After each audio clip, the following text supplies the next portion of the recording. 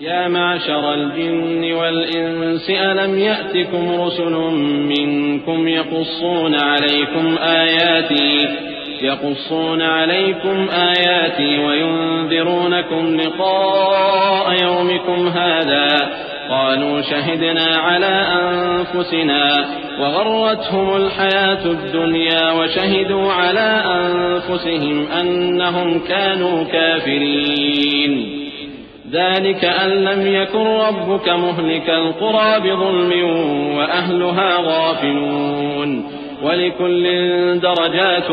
مما عملوا وما ربك بغافل عما يعملون وربك الغني ذو الرحمة إن يشأ يذهبكم ويستخلف من بعدكم ما يشاء كما أنشأكم من ذرية قوم آخرين. اے جنوں اور انسانوں کی جماعت، کیا تمہارے پاس تمہیں میں سے پیغمبر نہیں آتے رہے جو میری آیتیں تم کو پڑھ پڑھ کر سناتے اور تمہارے اس دن کے سامنے موجود ہونے سے ڈراتے تھے؟ وہ کہیں گے کہ پروردگار ہمیں اپنے گناہوں کا اقرار ہے، اور ان لوگوں کو دنیا کی زندگی نے دھوکے میں ڈال رکھا تھا اور اب خود انہوں نے اپنے اوپر گواہی دی کہ کفر کرتے تھے۔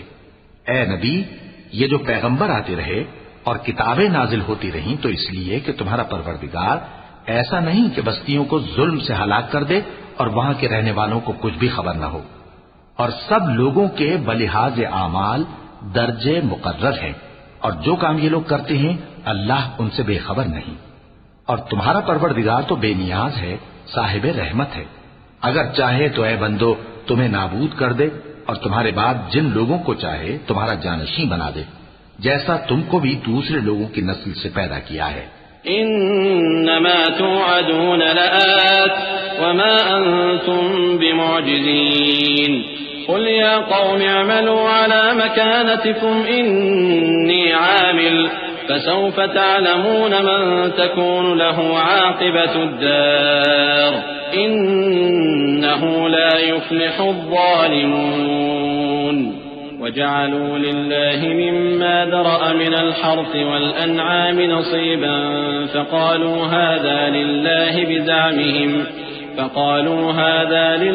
بزعمهم وهذا لشركائنا فما كان لشركائهم فلا يصل إلى الله وما كان لله فهو يصل إلى شركائهم ساء ما يحكمون. کچھ شک نہیں کہ جو وعدہ تم سے کیا جاتا ہے وہ پورا ہونے والا ہے اور تم اللہ کو عاجز نہیں کر سکتے۔ کہہ دو کہ لوگو تم اپنی جگہ عمل کیے جاؤ، میں اپنی جگہ عمل کیے جاتا ہوں، ان قریب تم کو معلوم ہو جائے گا کہ آخرت میں بہشت کس کا گھر ہوگا۔ کچھ شک نہیں کہ مشرک کامیاب نہیں ہوں گے، اور یہ لوگ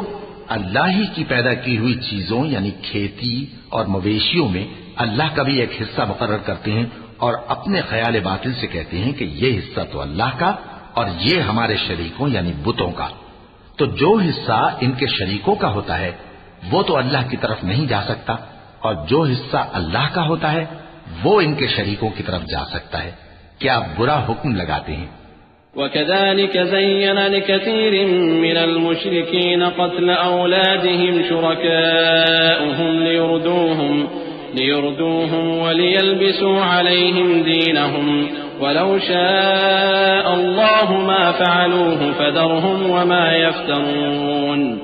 وقالوا هذه أنعام وحرث حجر لا يطعمها إلا من نشاء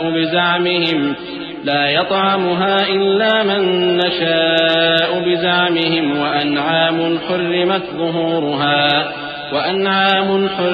ظهورها وأنعام لا يذكرون اسم الله عليها افتراء عليه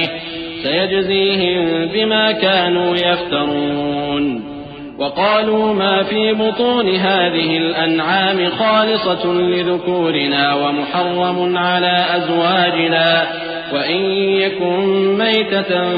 فهم فيه شركاء سيجزيهم وصفهم إنه حكيم عليم. اسی طرح بہت سے مشرکوں کو ان کے شریکوں یعنی شیطانوں نے ان کے بچوں کو جان سے مار ڈالنا اچھا کر دکھایا ہے تاکہ انہیں ہلاکت میں ڈال دیں اور ان کے دین کو ان پر خلط ملط کر دیں،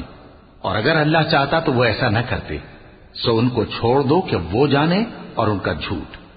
اور اپنے خیال سے یہ بھی کہتے ہیں کہ یہ مویشی اور کھیتی منع ہے، اسے اس شخص کے سوا جسے ہم چاہیں کوئی نہ کھائے، اور بعض مویشی ایسے ہیں کہ ان کی پیٹھ پر چڑھنا منع کر دیا گیا ہے، اور بعض مویشی ایسے ہیں جن پر ذبح کرتے وقت اللہ کا نام نہیں لیتے، یہ سب اللہ پر جھوٹ ہے، وہ عنقریب ان کو ان کے جھوٹ کا بدلہ دے گا۔ اور یہ بھی کہتے ہیں کہ جو بچہ ان مویشیوں کے پیٹ میں ہے وہ صرف ہمارے مردوں کے لیے ہے اور ہماری عورتوں کو اس کا کھانا حرام ہے، اور اگر وہ بچہ مرا ہوا ہو تو سب اس میں شریک ہیں، یعنی اسے مرد اور عورتیں سب کھائیں۔ عنقریب اللہ انہیں ان کی اس تجویز پر سزا دے گا، بے شک وہ حکمت والا ہے، خبردار ہے۔ قد خسر الذين قتلوا أولادهم سفها بغير علم وحرموا ما رزقهم الله افتراء على الله قد ضلوا وما كانوا مهتدين۔ لوگوں نے اپنی اولاد کو بے وقوفی سے، ناسمجھی سے قتل کیا اور اللہ پر افترا کر کے اس کی عطا فرمائی ہوئی روزی کو حرام ٹھہرایا، وہ گھاٹے میں پڑ گئے، وہ بلا شبہ گمراہ ہیں اور ہدایت یافتہ نہیں ہیں۔